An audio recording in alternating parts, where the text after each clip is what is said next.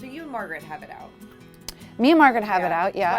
Why do you think she has it out for you this season? I think she has it out for me because there's nobody else. And I'm an easy target for her because she's not going to go after Teresa or Melissa, who are veterans on the show. She's not going to go after Dolores because Dolores has seniority on her as far as her time on the show. And Jackie and I both came in at the same time, and Jackie came in as her friend. So who's left?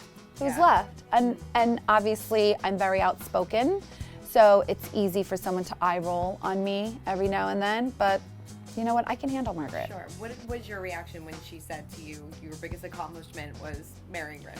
You know, it's so funny because people think they know so much. Like, my husband didn't have money when I married him. I mean, his parents supported him, and he was a resident when I met him. So I didn't marry him for his money. I mean, obviously I knew he was going to have a good future. I married him to get in his pants, not his wallet, people, okay? If you don't know my story. So when she said the only accomplishment you ever had was marrying somebody rich, and I also object to the fact that people would think I would only marry Bill for his money. I mean, my husband is tall, dark, handsome, educated, elegant, classy. He opens the door for me. But that's what you give him credit for. The money is a plus and a perk, but we built that together. Like, when he was doing his residency, he asked me what field to go into, and he took my advice. And I said plastics because I felt that plastics would be less stressful. I mean, not really. Right, not really. It's actually very stressful, but I thought it would be beneficial for patients wanting to go to him rather than having to go to him. Of course. And I was like, you know, you don't, because his other option was to be cardiothoracic. And I was like, you know, cardiothoracic, you're just going to have people like begging you for their lives all the time, and it's a lot of pressure. Whereas plastics, people are choosing to go to you. What did you think of Margaret saying that you are not the poster child for working moms or stay-at-home moms? Again, she just sees a small glimpse of what she knows to be true right now. It wasn't always like this. I raised 4 kids. I didn't have a nanny, which I only have 1 nanny. Not 3. Not 3. So there are 3 women in my life that help me, but I have 1 that's my live-in. She is my housekeeper. I call her nanny because I love her so much, and housekeeper to me sounds demeaning. So I call her nanny. But she really just ultimately takes care of the house and cooks. She helps me with the kids because she's obviously another human being, but I'm tending to the kids. Then when she's off, I actually have the nanny that I first had when I first had my nanny, which was Christian was born. So after I had my 4th child is when I got a nanny.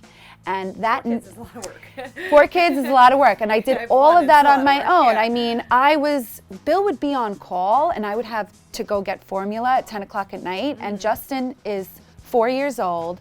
Gabby is in the infant carrier, and I would put Jakey in the Bjorn because he was a newborn. And that's how I would go to the store at 10 o'clock at night to get formula, because I didn't know when he was going to be home. And that was when we were living in Michigan. I lived in Michigan for 2 years. I couldn't afford a nanny. I painted my own apartment. I caulked my own bathroom. I've paid my dues. When I had the 4th kid and we moved to Jersey, and I realized the school district we lived in didn't have a bus system, I was having a panic attack thinking that I have to take my kids out of the car in the winter just to walk my kid into class and to pick him up. And so Bill was like, hire help, but we really couldn't afford much. So actually the woman that I originally hired is still with me to this day. She's older now. She's obviously not capable of handling it all. But when my main one is off, I give her a job still, because now with her age, it's hard for her to find employment. And she drives and everything, so when my main one is off, she comes on the 2 days that she's off.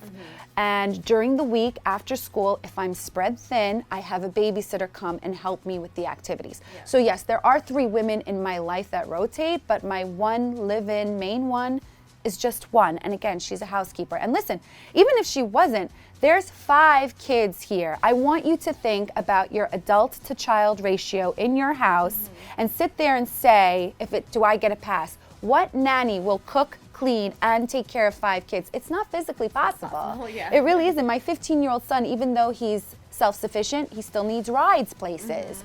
He still needs to, like, you know, go pick up some food or drop this one at this one's house or go to his mathletes, whatever it is he's doing. Like, there's 5 and there's only so much that I can do. I'm extremely involved with my kids. If you ever see my kids with me, they're attached to me at the hip.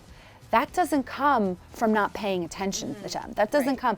That comes, they always want mommy to do it. And I don't have the heart to see my kids cry. So I'll go wipe their ass. I'll go tie their shoes, you know. No, mommy, do it. I used to think, like, I'm going to write a blog that says no, mommy, do it, because it doesn't matter how many nannies you have. If mommy's in the room, they want mommy. Of course. And I don't have the heart to break their heart, so I just tell my, again, housekeeper, I'm like, you know what, I'll do it. And I'm a very hands-on mom. Absolutely. Definitely. So for her to sit there and say, like, I get a pass, she said she also had a nanny. Having one kid, I mean, I could do 1 kid in my sleep. I did 3 in my sleep with no help. Yeah. So you have your 1 kid and you have a nanny, you're not the poster child either. If anything, I'm more of a poster child because I actually don't have my husband. I can't count on him. And he told me once we started this journey, he's like, don't depend on me to be there because I need to work and make money for us. So if you need help, hire help. And yes, my mom's always around, but my mom's kind of like Middle Eastern. She didn't raise us when we were growing up. You think she's gonna raise my kids? She sits there, she comes. I welcome the extra set of trusting eyes. I totally do. But honestly, my mom, when she comes over, she's just watching her Turkish TV on her iPad. And it's like, I'll walk into the house. In fact, before I had a nanny, when I did ask for her help, I'd walk into the house, see her with her headphones, and I'd be like, where are the kids? She'd take them out. Huh? Huh? I'd be like, the kids, where are they? And she's like, oh, they were just here a minute ago. So just to give you an inkling of how much my mother helps. Yeah.